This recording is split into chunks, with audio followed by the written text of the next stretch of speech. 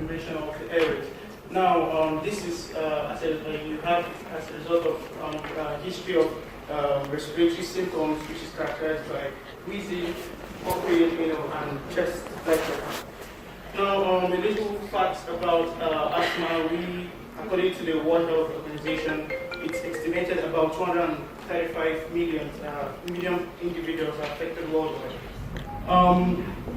Fortunately, asthma can be controlled, but unfortunately, we don't have a cure for asthma yet. But if it's properly managed, the individuals could actually live a proper and healthy life. A few statistics: over 80% of asthma deaths, occur both in high and low income countries. So it basically affects everyone. So you have the strongest risk factors being the environmental factors, because in asthma you have both genetic factors and environmental factors. But it has been found that the environmental factors poses more stress and more risk factors towards causing this disease.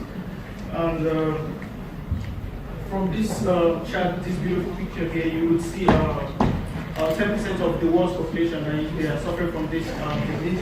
Also, you could see that from these environmental factors like dandruff from pets, pollution, infection, and basically from dust particles, stress, and environment can actually cause the reoccurrence and exacerbation of this disease.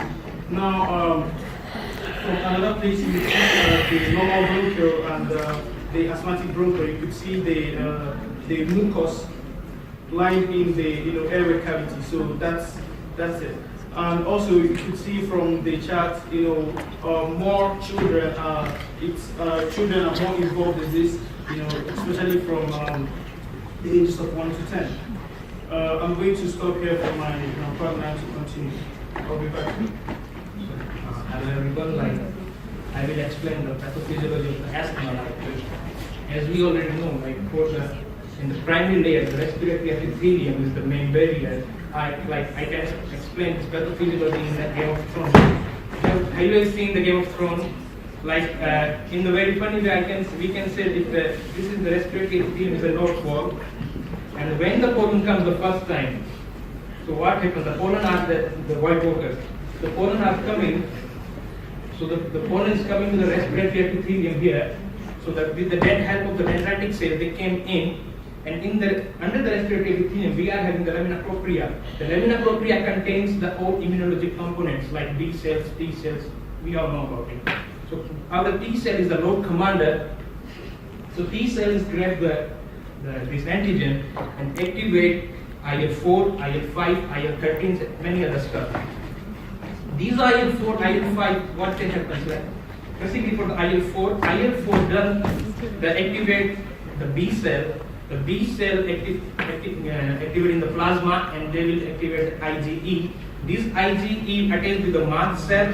The mast cells become activated, and some of the mast cells go out and become activated on this respiratory epithelium. So this is the initial pathophysiology, like whenever the child comes to the walk-in with the parents, then this thing happens. So here I can say that brace yourself, the allergens are coming. There is what drives the asthma. For the asthma, there are many kind of. We can classify the asthma like asthmatic population, eosinophilic versus non-eosinophilic, type 2 low, type 2 high, Th2 low, Th2 high, allergic versus non-allergic. Here, asthmatic population means the family history of the asthma.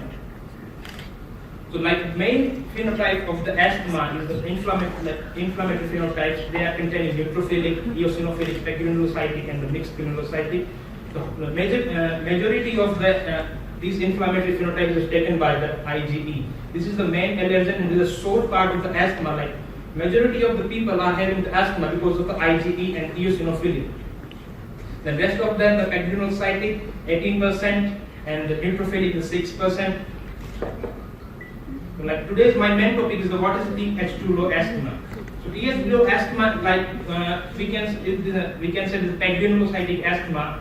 what the word means, the granulocytic. PEG means the low, granulocytic we all means. So the term means when we found the low granulocyte, it means the granulocytic asthma. So in the sputum, we can find the less than 65% of the neutrophils and less than 3% eosinophils. And as we expect in the normal asthma, there is the more lung alteration, but here we cannot find this kind of alteration like more. And like for the primary analysis, we can say the sputum is the normal because the normal granulocytic count in the sputum. And the neutrophilic asthma is the we can find in the sputum more than 61% or like in the few occasions like more than 61, more than 76%. And as you all know, like neutrophilic asthma is driven by the IL-17. This is the main difference between the Th2 high and Th2 low. In the brief word, I can say Th2 high is the basically allergic asthma, like increased IgE levels. So from the beginning, early onset we can see in the Th2 high, and the low onset is the late onset in the Th2 low. The Th2 high based on the season, I already explained, like it depends on it's winter. Some people are having allergies in the winter, some are having in the summer, some are having in the season, the fall. But Th2 low no depends at all. For the FE1 type, like Th2 high is having the high reversibility, but in the Th2 low we can find the more airway trapping in the low FE1. For the sputum count, like it's Th2 high is eosinophilic asthma, so we can find the high eosinophilic count in the Th2 high, but we cannot find it like as we expect that expected eosinophilic. And responsive to the in ICS, like Th2 is very responsive, but the Th2 low is very refractive to the ICS. How do we diagnose the Th2 low asthma? In the spirometry chest X-ray, from the chest X-ray, what we will do, like we will exclude the other diagnosis. In screen pre-test, blood test, sputum analysis, and we also do the FeNO level. From the FeNO level, we differentiate Th2 low asthma because Th2 high, because this is the main factor that can divide the treatment stages. Like for the patient that are having the FeNO high, we are having the different kind of treatment, and for the patient they are having the Th2 low, FeNO low, we are having the different treatment strategies for them. So what is the neutrophilic asthma? I already said like it's induced by the IL-17. So for the neutrophilic asthma, we are not obligated to. We must have the allergen in the body. Like that's like I said, like winter is coming, the allergens are coming. But here the allergen, we don't need the allergen already attacked, and we are having the neutrophilic asthma. So neutrophilic asthma and the eosinophilic asthma are the main like base of the static asthmaticus.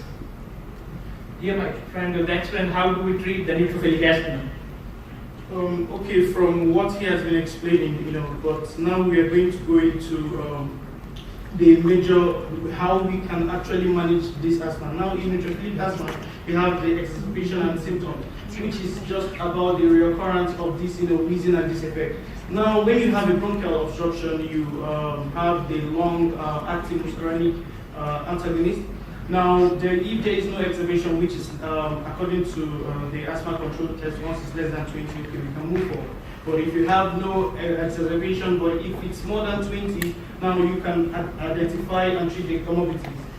Now, when there is exacerbation, you have bronchiectasis and chronic infection. You treat with microlids. Like there are steroids to use to treat them. Now you have thermoplasty, which is anti-TSLP and anti-interleukin 17. Now the treatment strategies in this Th2 low asthma. Now we have seen that this Th2 low asthma is like very rare and uncommon, so that's why we decided to shed the light on it. Now when you have a combination of ICS, which is corticosteroids, and long-acting beta antagonists, this is typically even less effective in treating this. So now we have like new generation drugs, biologics that used that are made from natural sources to treat and cure these medical conditions.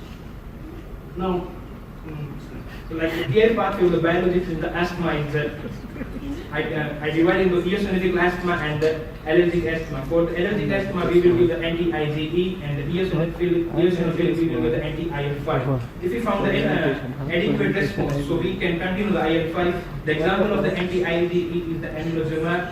Anti-IL-5 are the letrozumab, azithromycin, and we are having also combined anti-IL-4 and anti-IL-15 dupilumab. Okay, these are, like drugs that would, combine to manage this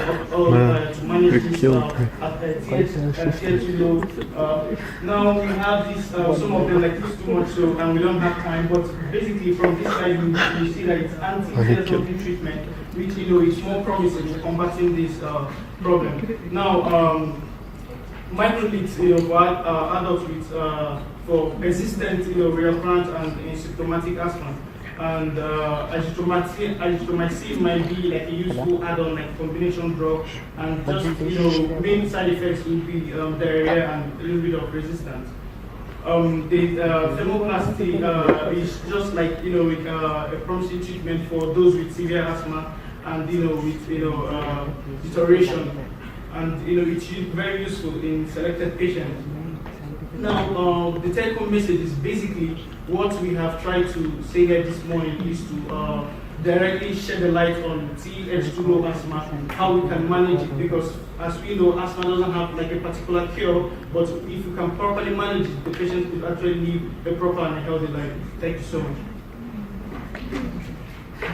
Then we have the